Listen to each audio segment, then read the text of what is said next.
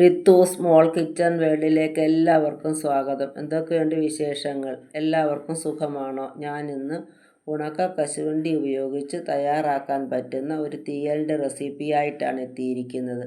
ഈ തീയൽ തയ്യാറാക്കുന്നതിനായി ഞാൻ 25 ഉണക്ക കശുവണ്ടിയാണ് എടുത്തിരിക്കുന്നത്. അത് പെട്ടെന്ന് കുതിർന്ന് കിട്ടുന്നതിന് വേണ്ടി നമുക്ക് ഇളം ചൂടുവെള്ളത്തിലേക്ക് ഇട്ട് കൊടുക്കാം. ഇനി നമുക്കിത് കുതിരുന്നതിനായി മാറ്റി വയ്ക്കാം.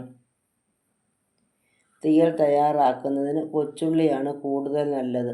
അത് പെട്ടെന്ന് ഒന്ന് പൊളിച്ചെടുക്കുന്നതിനായി പച്ചവെള്ളത്തിലിട്ടിരിക്കുകയാണ്. 10-15 മിനിറ്റ് കഴിയുമ്പോൾ നന്നായിട്ടൊന്ന് ഞെരടിയിട്ട് നമുക്ക് പെട്ടെന്ന് പൊളിച്ചെടുക്കാൻ സാധിക്കും. കശുവണ്ടി പരിപ്പ് കുതിർന്നപ്പോൾ നമുക്ക് ഈസിയായി പിളർന്നെടുക്കാൻ സാധിച്ചിട്ടുണ്ട്. ഉള്ളിയും അതുപോലെ തന്നെ നമുക്ക് കുതിർന്നപ്പോൾ വളരെ പെട്ടെന്ന് പൊളിച്ചെടുക്കാൻ സാധിച്ചിട്ടുണ്ട്. ഞാൻ ഉള്ളി 4ആയിട്ട് കീറി വച്ചിരിക്കുകയാണ്. ഇനി നമുക്കിതിൻ്റെ ഗ്രേവി ഒന്ന് തയ്യാറാക്കാൻ ആരംഭിക്കാം. ഗ്രേവിക്കായിട്ട് ഞാൻ 1 മുറി തേങ്ങയുടെ പീരയാണ് ചീനിച്ചട്ടിയിൽ ചേർത്ത് കൊടുത്തിരിക്കുന്നത്. ഇനി നമുക്കിതിലേക്ക് 1 ടേബിൾ സ്പൂൺ മല്ലി ചേർത്ത് കൊടുക്കാം.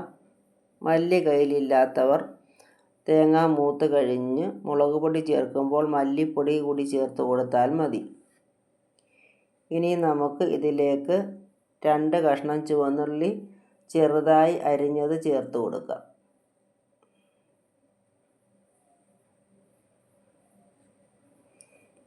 ഇനി ചെറിയ 1 കഷ്ണം ഇഞ്ചി ചെറുതായി അരിഞ്ഞ് കഴുകിയത് ചേർത്ത് കൊടുക്കാം.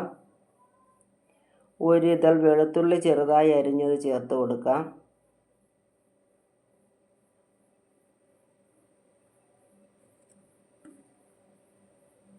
ഇനി 5 കുരുമുളക് കൂടി ചേർത്ത് കൊടുക്കാം. ഇനി 1 ടേബിൾ സ്പൂൺ പെരിഞ്ജീരകം ചേർത്ത് കൊടുക്കാം. അതോടൊപ്പം 1 നുള്ളു ഉലുവ കൂടി ചേർത്ത് കൊടുക്കാം. ഇനിയും ഇതെല്ലാം കൂടി അടുപ്പത്ത് വെച്ച് മൂപ്പിച്ചെടുക്കാം. 2 മിനിറ്റ് സമയം തേങ്ങയിലെ വെള്ളം പറ്റാൻ ലോ ഫ്ലെയിമിൽ വയ്ക്കണം.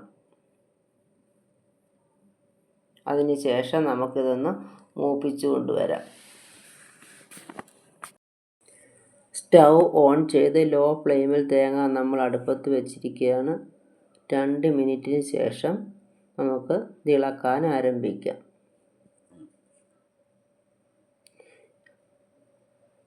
ഇളക്കി തുടങ്ങിയാൽ പിന്നെ കൈവിടാതെ നമ്മൾ ഇളക്കി കൊടുക്കണം.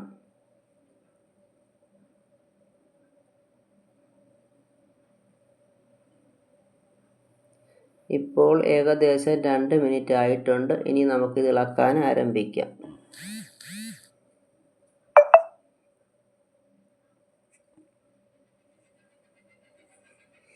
എല്ലാ ഭാഗത്തും ഒരേ രീതിയിൽ ഇളക്കി ചെല്ലണം. ഇപ്പോൾ കടകളിൽ നിന്ന് ഉണക്ക കശുവണ്ടി കിട്ടുന്നത് കൊണ്ട് എപ്പോൾ വേണമെങ്കിലും നമുക്ക് തീയൽ തയ്യാറാക്കാൻ സാധിക്കും.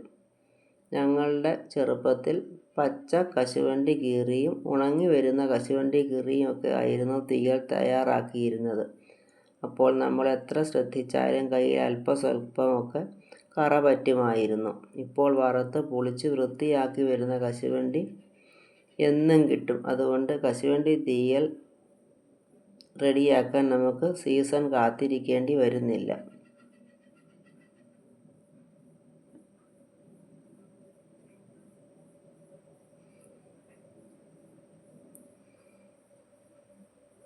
നമ്മൾ നന്നായിട്ട് ഇളക്കി കൊടുക്കാം.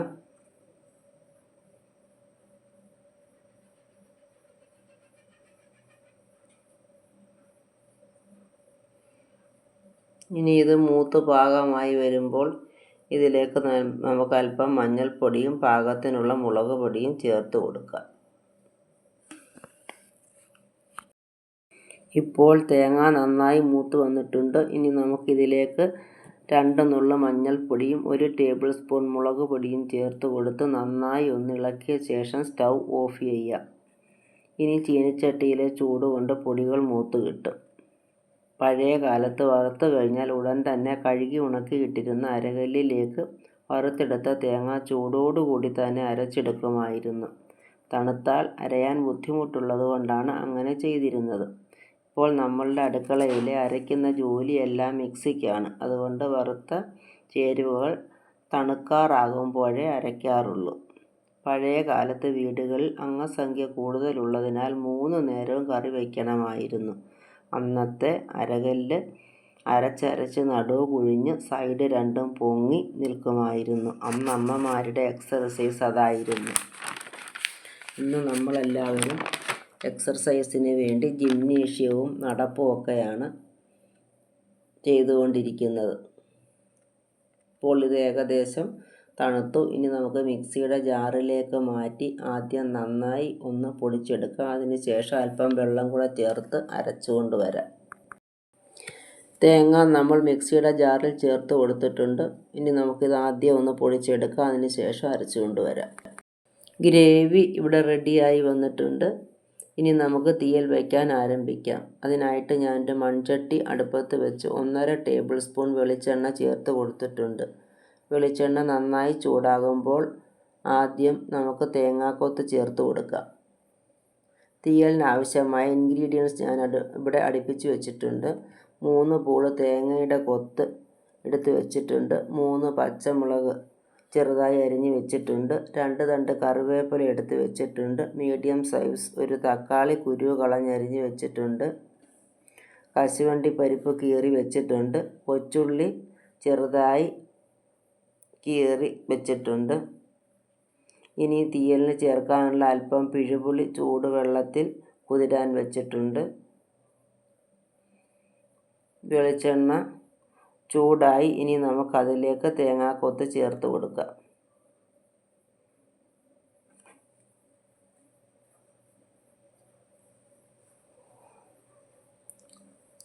തേങ്ങാക്കൊത്ത് നന്നായി വഴണ്ട് വരുമ്പോൾ നമുക്കതിലേക്ക് പച്ചമുളകും കറിവേപ്പിലയും ചേർത്ത് കൊടുക്കാം.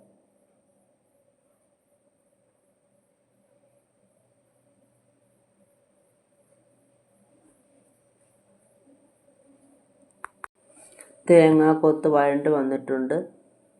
ഇനി നമുക്കിതിലേക്ക് പച്ചമുളകും കറിവേപ്പിലയും ചേർത്ത് കൊടുക്കാം. ഇനി നന്നായിട്ട് ഇളക്കി കൊടുക്കാം. പച്ചമുളകും കറിവേപ്പിലയും വാടി വരുമ്പോൾ നമുക്കതിലേക്ക് കൊച്ചുള്ളി ചേർത്ത് കൊടുക്കാം.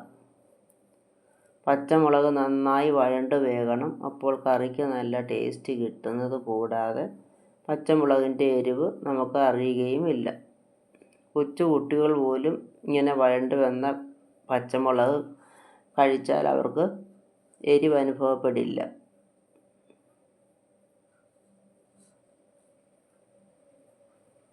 നന്നായിട്ട് വഴലണം.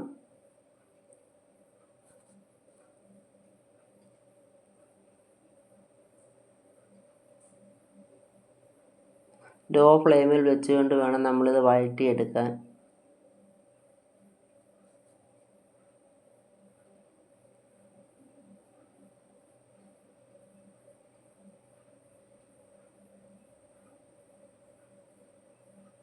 ഇപ്പോൾ ഇത് ഏകദേശം വഴണ്ട് വന്നിട്ടുണ്ട്. ഇനി നമുക്കിതിലേക്ക് കൊച്ചുള്ളി ചേർത്ത് കൊടുക്കാം. ഇനി നന്നായിട്ട് ഇളക്കി കൊടുക്കാം. ഉള്ളി പെട്ടെന്ന് വഴണ്ട് കിട്ടുന്നതിന് വേണ്ടി നമുക്കിതിലേക്ക് 1/4 ടീസ്പൂൺ ഉപ്പ് കൂടി ചേർത്ത് കൊടുക്കാം.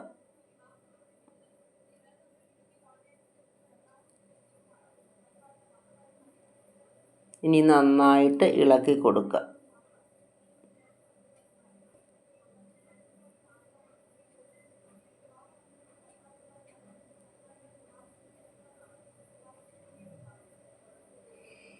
ഉള്ളി വഴണ്ട് വരുമ്പോൾ നമുക്കതിലേക്ക് കശുവണ്ടി പരിപ്പ് കൂടി ചേർത്ത് കൊടുക്കാം.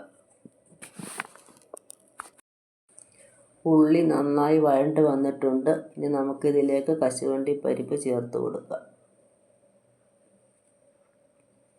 ഇനി നന്നായിട്ട് ഇളക്കി കൊടുക്കാം.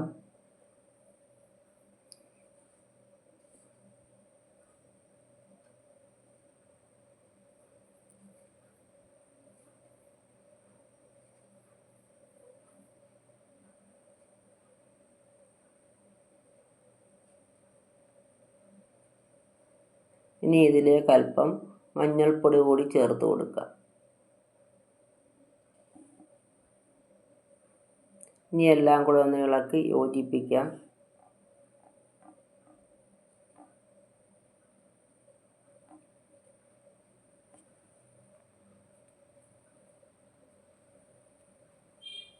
ഇനി നമുക്കതിലേക്ക് അരിഞ്ഞു വെച്ചിരിക്കുന്ന തക്കാളി കൂടി ചേർത്ത് കൊടുക്കാം.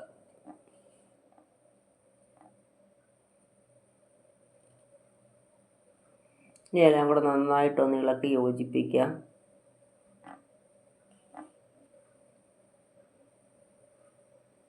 നന്നായിട്ട് വഴണ്ട് വരണം കഷ്ണങ്ങളെല്ലാം കൂടെ.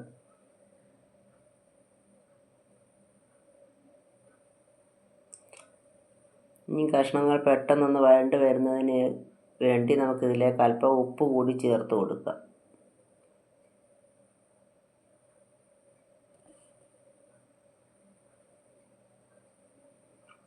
ഇനി നന്നായിട്ട് ഇളക്കിയ ശേഷം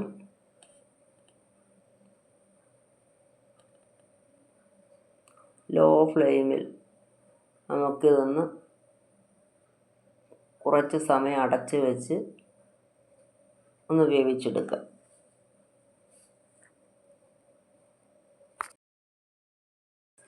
ഇത് അടച്ച് വെച്ച് 2-3 മിനിറ്റിന് ശേഷം അടപ്പ് തുറന്ന് നന്നായിട്ട് ഇളക്കിയിട്ട് വേകുന്നതിന് ആവശ്യമായ ചൂടുവെള്ളം ചേർത്ത് കൊടുക്കുക.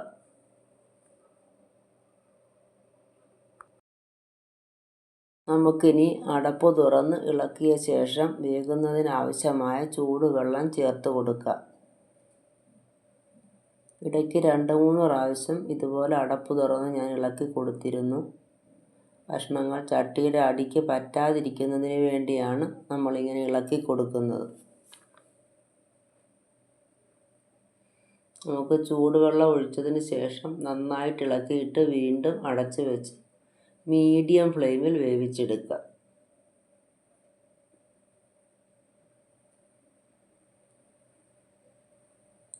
ഇനി നമുക്കിതിൻ്റെ ഗ്രേവി ഒന്ന് കലക്കി വയ്ക്കാം. ഞാൻ മിക്സിയുടെ ജാറ് കഴുകിയ വെള്ളം ഇതിൽ ചേർത്ത് കൊടുത്തിരുന്നു.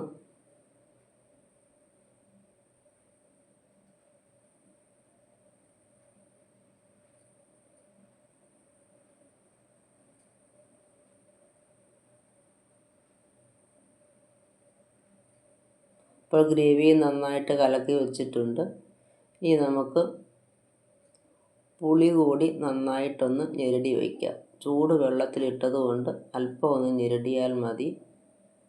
തക്കാളി കൂടി ചേർത്തത് കൊണ്ട് ഞാൻ അല്പം പുളിയെ കുതിരാൻ വച്ചിട്ടുള്ളൂ.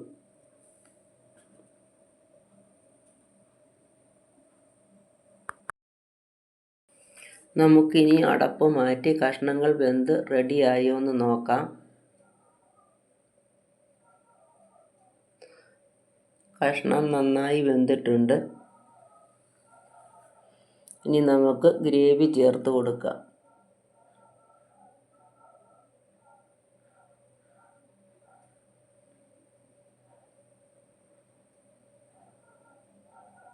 ഇനി നമുക്ക് ഗ്രേവിക്ക് ആവശ്യമായ ചൂടുവെള്ളം ചേർത്ത് കൊടുക്കാം.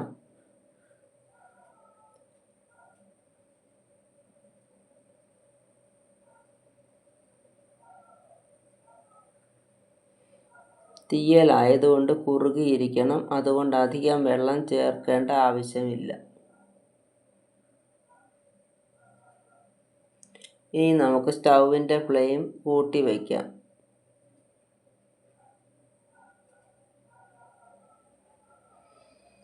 അതോടൊപ്പം 1/4 ടീസ്പൂൺ ഉപ്പ് കൂടി ചേർത്ത് കൊടുക്കാം. നന്നായിട്ട് ഇളക്കിയിട്ട് നമുക്കിതിലേക്ക് പുളി കൂടി ചേർത്ത് കൊടുക്കാം.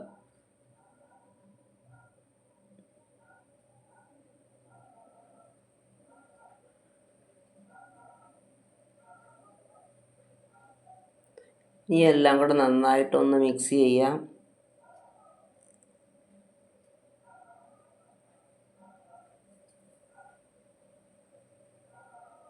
ഇനി നമുക്ക് അടച്ച് വെച്ച് തിളപ്പിക്കാം. ഈ സമയം കൊണ്ട് നമുക്ക് കറിക്ക് ആവശ്യമായ കടുക് കൂടി ഒന്ന് താളിച്ചെടുക്കാം. അതിനായി നമ്മളൊരു ചീനിച്ചട്ടി അടുപ്പത്ത് വെച്ച് കുറച്ച് വെളിച്ചെണ്ണ ചേർത്ത് കൊടുത്തിട്ടുണ്ട്. വെളിച്ചെണ്ണ ചൂടാകുമ്പോൾ അതിലേക്ക് അല്പം കടുക് കൂടി ചേർത്ത് കൊടുക്കുക.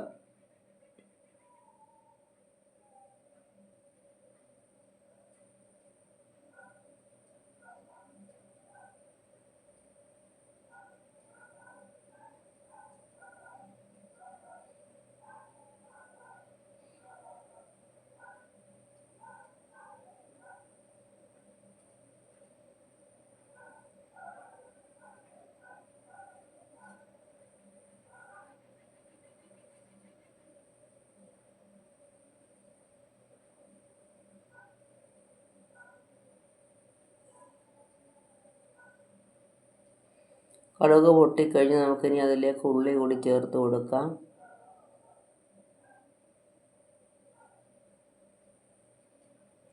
അതിനുശേഷം കറിവേപ്പിലയും കൂടെ ചേർത്ത് നന്നായിട്ട് ഇളക്കി ബ്രൗൺ നിറമാകുമ്പോൾ സ്റ്റൗ ഓഫ് ചെയ്യുക.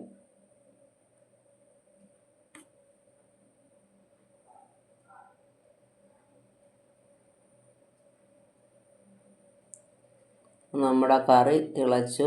നമുക്കിനി അടപ്പ് മാറ്റാം.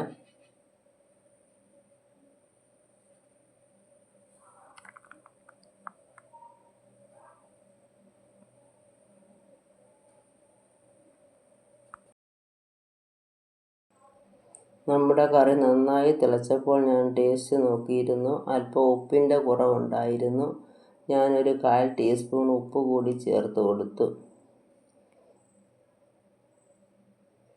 ഇനി നമുക്കിതിലേക്ക് കടുക് താളിച്ചത് കൂടി ചേർത്ത് കൊടുക്കാം.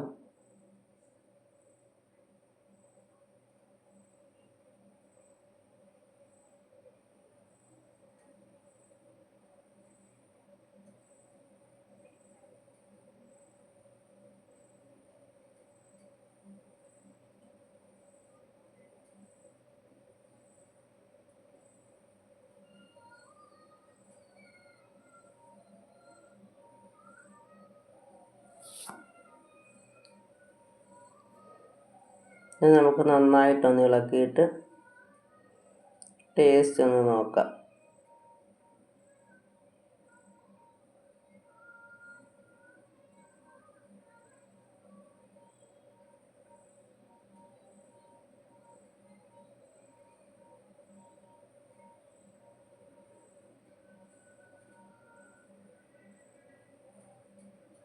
നല്ല അടിപൊളി ടേസ്റ്റ് ഉണ്ട്.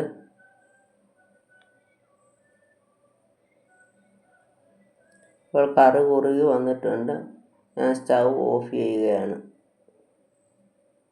അപ്പോൾ എല്ലാവരും ഈ രീതി ഒന്ന് ട്രൈ ചെയ്യുകയും ഇഷ്ടപ്പെട്ടാൽ ലൈക്ക് ചെയ്യുകയും ഷെയർ ചെയ്യുകയും നിങ്ങളുടെ അഭിപ്രായം കമൻറ്റ് ബോക്സിൽ രേഖപ്പെടുത്തുകയും ചെയ്യണേ. സബ്സ്ക്രൈബ് ചെയ്തിട്ടില്ലാത്തവർ ഒന്ന് സബ്സ്ക്രൈബ് ചെയ്യുകയും സബ്സ്ക്രൈബിൻ്റെ തൊട്ടടുത്ത് കാണുന്ന ബെൽ ബട്ടൺ അമർത്തി ഓൾ എന്ന ഓപ്ഷനും കൂടെ പ്രസ് ചെയ്ത് എന്നെ ഒന്ന് സപ്പോർട്ട് ചെയ്യണേ. ഇതുപോലെ മറ്റൊരു വീഡിയോ ആയിട്ട് ഉടൻ തന്നെ കാണാം. Thank you.